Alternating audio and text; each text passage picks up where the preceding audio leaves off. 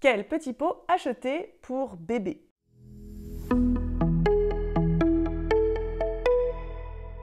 Dans la jungle des rayons pour bébé, on trouve moult marques et produits.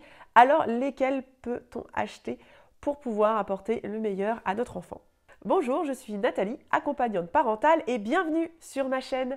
Ici, je t'apporte toutes les informations pour accompagner le développement de ton enfant de la grossesse à 3 ans. Alors, abonne-toi tout de suite à ma chaîne en cliquant sur le bouton en bas et n'oublie pas d'activer la cloche pour être prévenu des nouvelles vidéos. Pour avoir les essentiels autour de la diversification alimentaire, tu peux également recevoir mon guide offert. Le lien se trouve en description de la vidéo. Mais alors, quel petit pot choisir quand on n'a pas le temps ou pas l'envie de préparer ses repas maison pour bébé? Nous allons partir sur plusieurs critères. Un premier critère qui me paraît intéressant, ça va être de choisir des aliments qui vont être bio. Cela va nous permettre de réduire les contaminants possibles, notamment autour des pesticides, qui sont des perturbateurs endocriniens, c'est-à-dire qu'ils vont venir perturber le développement hormonal et le fonctionnement hormonal du corps. Donc on va essayer de protéger bébé au maximum de ce type de produit, puisqu'il est très fragile, très sensible à ce type de substance. Donc tout ce qui va être labellisé bio. Pour continuer dans l'idée d'un produit qui va être le plus simple possible, on va essayer d'aller sur des emballages qui vont être sains. Donc éviter le plastique qui, lorsqu'il est réchauffé, également peut transmettre des molécules dans l'alimentation.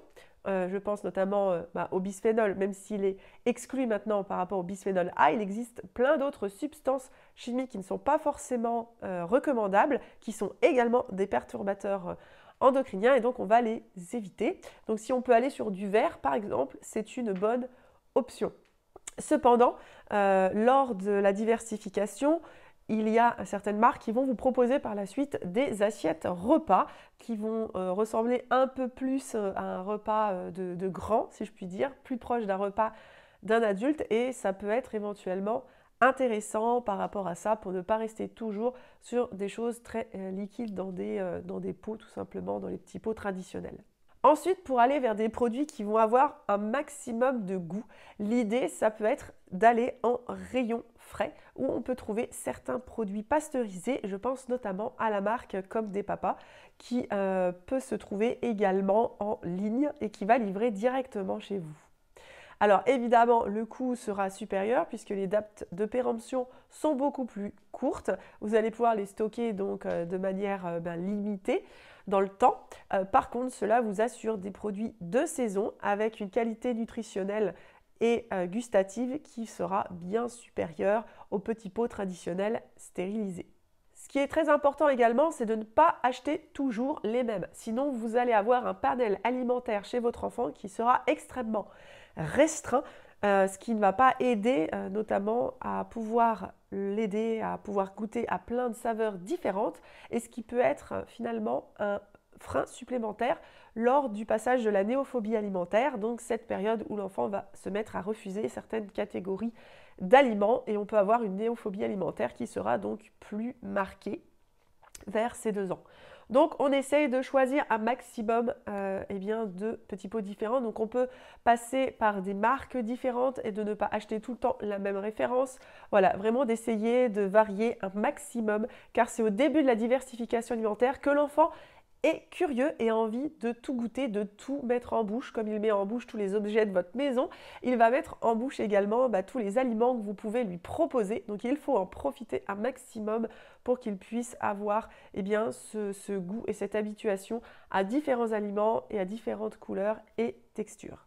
Par rapport à ces textures, il est aussi important de ne pas rester sur les petits pots très liquides trop longtemps car il est nécessaire de faire évoluer justement les textures rapidement pour éviter d'être confronté à des refus, notamment par rapport aux morceaux par la suite. Donc n'hésitez pas à évoluer assez rapidement sur des textures plus épaisses et ensuite de pouvoir proposer des morceaux. Si besoin d'ailleurs, de séparer les morceaux de la purée pour ne pas avoir une double texture, ce qui est difficile à gérer pour un enfant dans sa bouche lorsqu'il démarre cette diversification.